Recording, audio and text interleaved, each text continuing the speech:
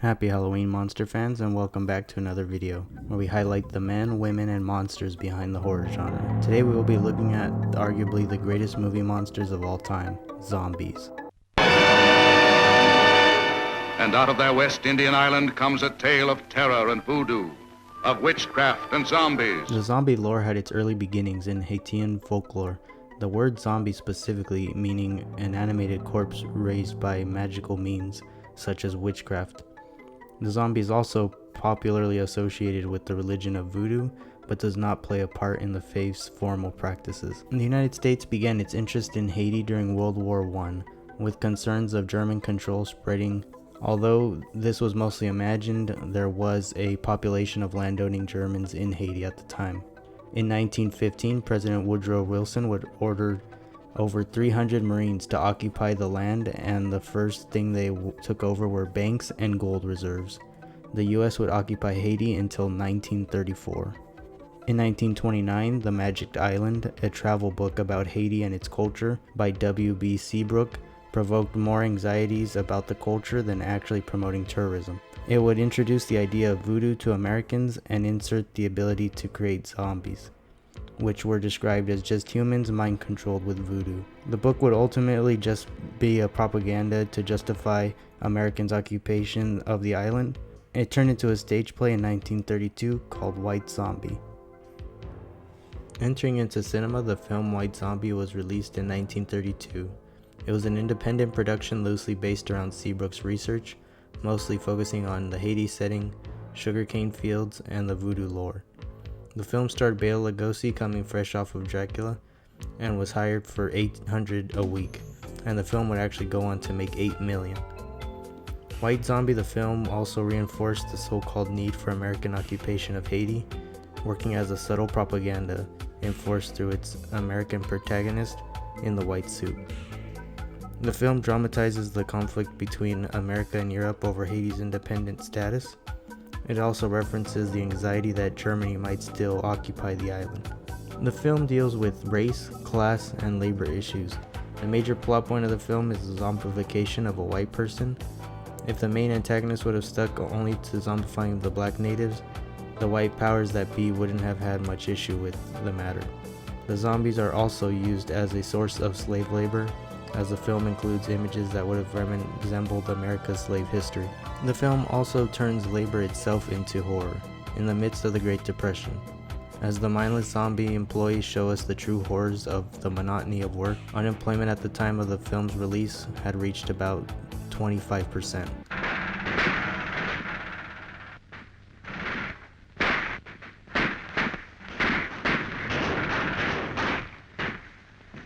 Revolt of the Zombies was released in 1936 and is an unofficial sequel to White Zombie that moved the plot from the Caribbean to the Far East. The film is set during the height of the First World War, as Cambodian priests use mind control that allows them to turn soldiers into zombie warriors. There are technically no living dead in the film, but just alive soldiers being hypnotized, adding an inspiration from the Cabinet of Dr. Caligari, which also ties into the fears of the rise of German military aggression. This film is the first to link the zombies' threat into massive numbers. As the horror genre fell out of fashion in the 40s, zombies specifically were tied to poverty, as most zombie films were shown on Poverty Row, and the mainstream studios became embarrassed of such a monster in their films. The 1942 Lugosi film Bowery at Midnight emphasized poverty, with zombies in its soup kitchen setting populated with New York bums and petty thieves.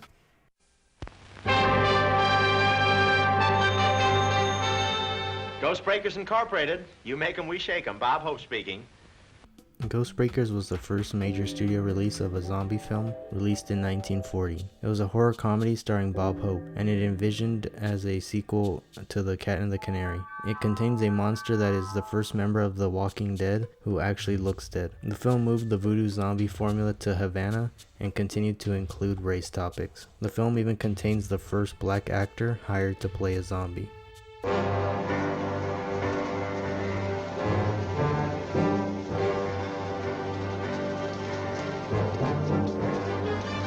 The 1950s left many of the gothic horrors behind but kept moving on with zombie flicks, including 1955's Creature with the Atom Brain, which follows a gangster that has a Nazi scientist revive the dead with atomic radiation. This combines the zombies with nuclear anxieties of the 50s. 1957 Zombies of Mora Tau is as important as it is the first zombies turning their victims. 1959's Invisible Invaders had aliens taking over the dead bodies of humans, combining zombies with communist anxieties and the loss of individuality.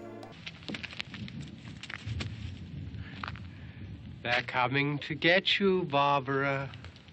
Stop it! You're ignorant. They're coming for you.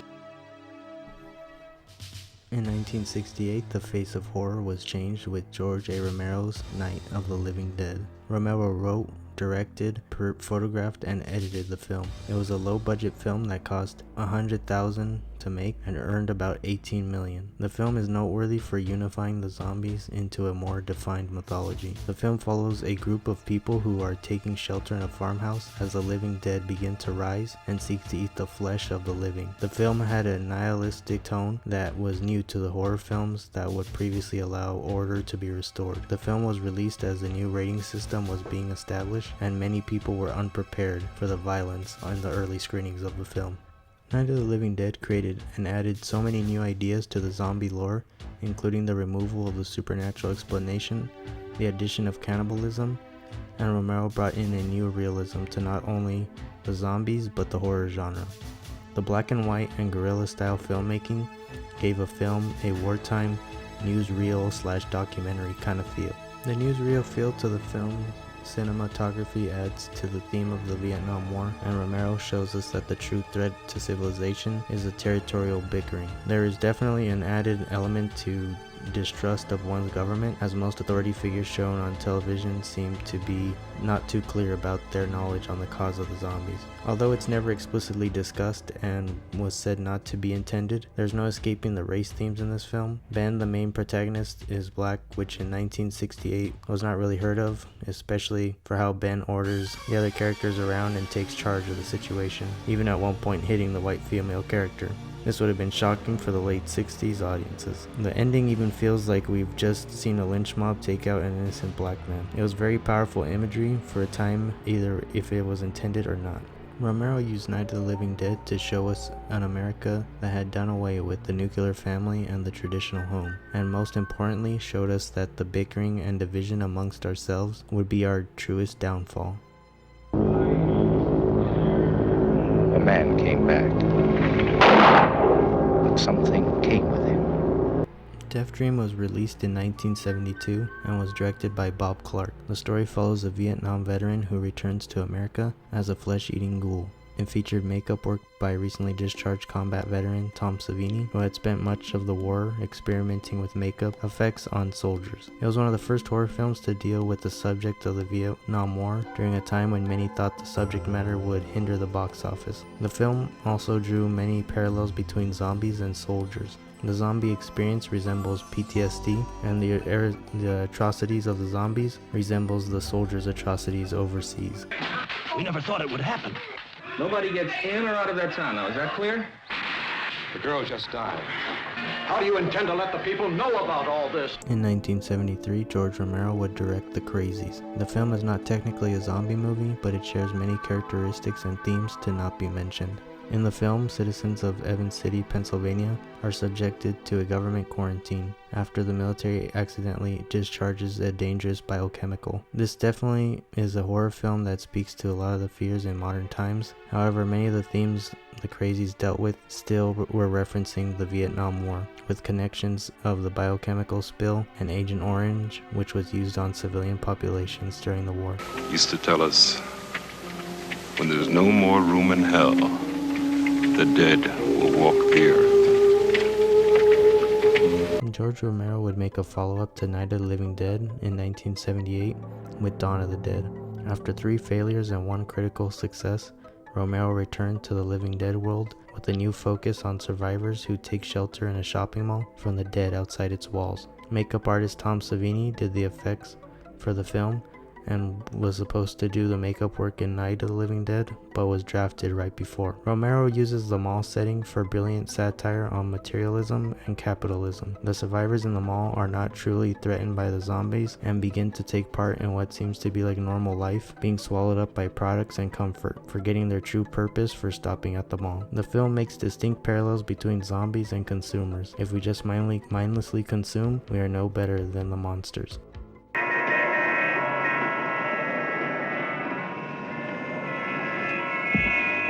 Zombie 2 or Zombie was the 1979 Italian sequel to Dawn of the Dead, directed by Lucio Fulci. Dario Argento co-financed the production of Dawn of the Dead with the agreement that he could release his own cut of the film for Italy. The film was released as Zombie, and it has less humor and was out 8 months before Dawn of the Dead. Despite the film being a sequel, Fulci returned to voodoo elements, and the film takes place in New York and in the Caribbean. The film was highly successful and was enough to convince other Italian filmmakers to do more zombie movies, and it quickly oversaturated the market.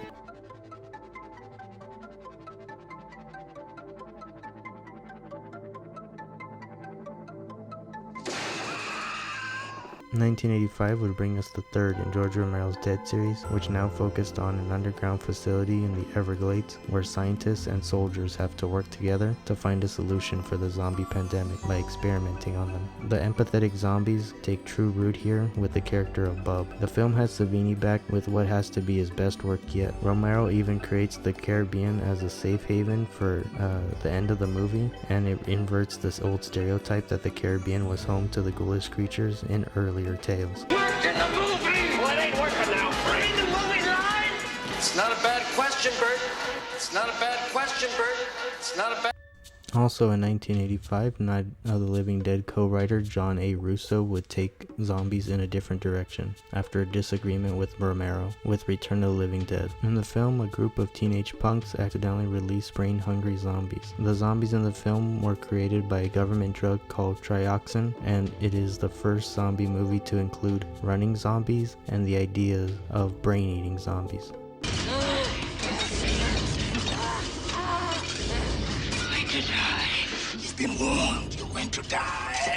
In 1988, Wes Craven of Nightmare on Elm Street fame would bring us The Serpent and the Rainbow, which was based on a 1985 nonfiction book by ethnobotanist Wade Davis, which studied the origins of zombie myth and linking it to people who were drugged by tetrodotoxin.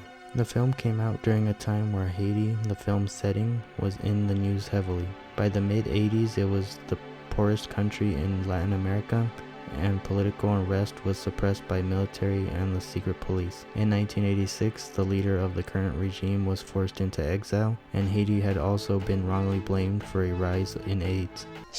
They're coming to get you, Barbara. Why do you have to be so cruel? What? It is well worth noting that in 1990, makeup artist Tom Savini would direct a color remake of Night of the Living Dead. Romero wrote the adaptation screenplay, a screenplay that replaced racial subtext for a more gender-based one, as Barbara was made into more of a final girl with that Sigourney Weaver in Aliens type of characteristics. Something terrifying, something horrifying is haunting life. Brain Dead or Dead Alive is a splatstick zombie comedy film that was co-written and directed by Peter Jackson of Lord of the Rings fame. Released in 1992, the film is about a rabid monkey that bites and turns members of a small New Zealand town into zombies. A mild-mannered man must fight back against the horde. The monkey in the film comes from Skull Island, which is a King Kong reference, a film that Jackson would later go on to remake in his career. A deadly virus capable of contaminating the entire world has been released by Umbrella Corporation.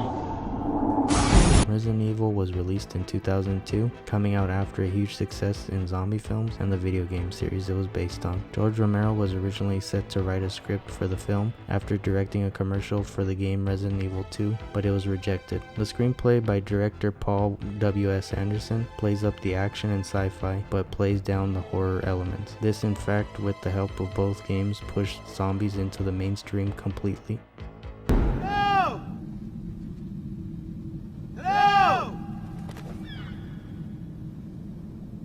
Also in 2002, British zombie film 28 Days Later was released and was directed by Danny Boyle and written by Alex Garland. The film is about a group of misguided animal rights activists who free a caged chimp infected with the rage virus. The film draws more from crazies rather than the living dead and increased the popularity of the fast-moving zombie. There is no more room in hell. The dead will walk the earth. In 2004, Dawn of the Dead would be remade, serving as Zack Snyder's featured directorial debut and written by James Gunn. It is a remake of the 1978 film, but includes fast-moving zombies and added a pessimistic ending instead of the optimistic one of Romero's original. The film also added subtext and themes to address post-9/11 anxieties. The group of survivors in the film would be led by emergency service workers, a nurse and policeman, and by a stretch, kind of security guard. It was something that definitely felt significant in post-9/11 world. The film even suggests its political standpoint by starting the film by juxtaposing an image of praying Muslims with an image of chaos caused by the living dead. They still have that.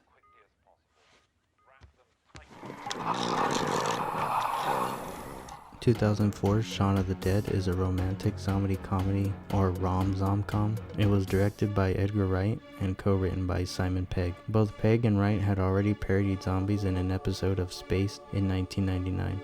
Shaun of the Dead is the first in the Cornetto trilogy that paired Wright and Pegg. A running joke in the film is that everyone is so spaced out by the dullness of life in Britain that they don't notice the arrival of the zombies. We have become so distanced from the reality of our own lives, we stop paying attention. Some read into this as the Western world prior to the 9/11 attacks.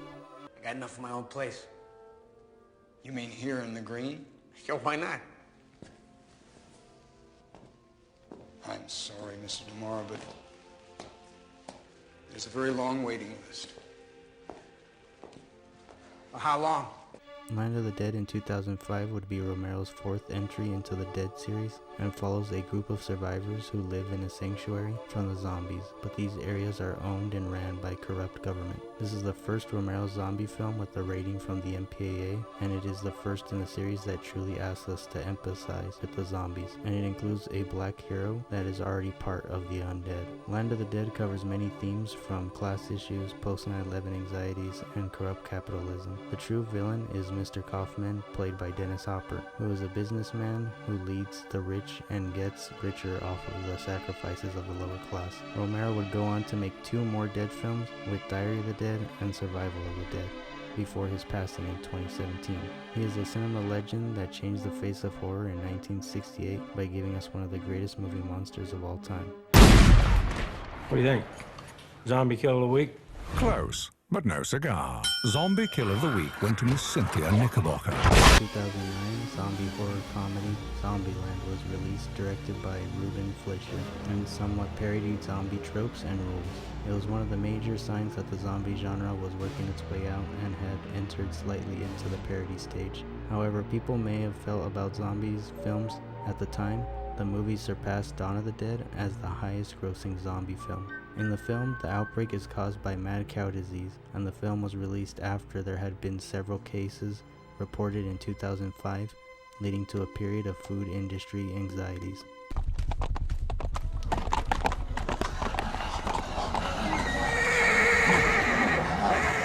Although not specifically a film, the series The Walking Dead premiered in 2010 and was met with great praise from critics and fans alike. The series included top-of-the-line performances, makeup, story arcs, and a great cinematic feel that made the first few seasons a huge hit and essential for cementing the zombies into pop culture.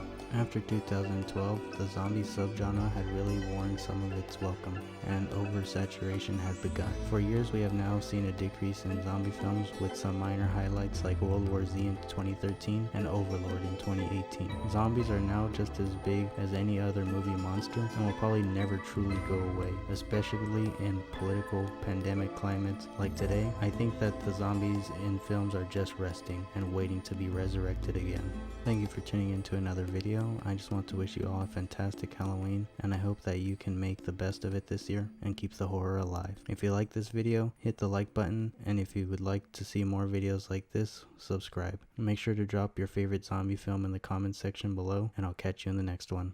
It is vital that you stay in your homes, make no attempt to reach loved ones, and avoid all physical contact with the assailants. You believe everything you hear on TV? These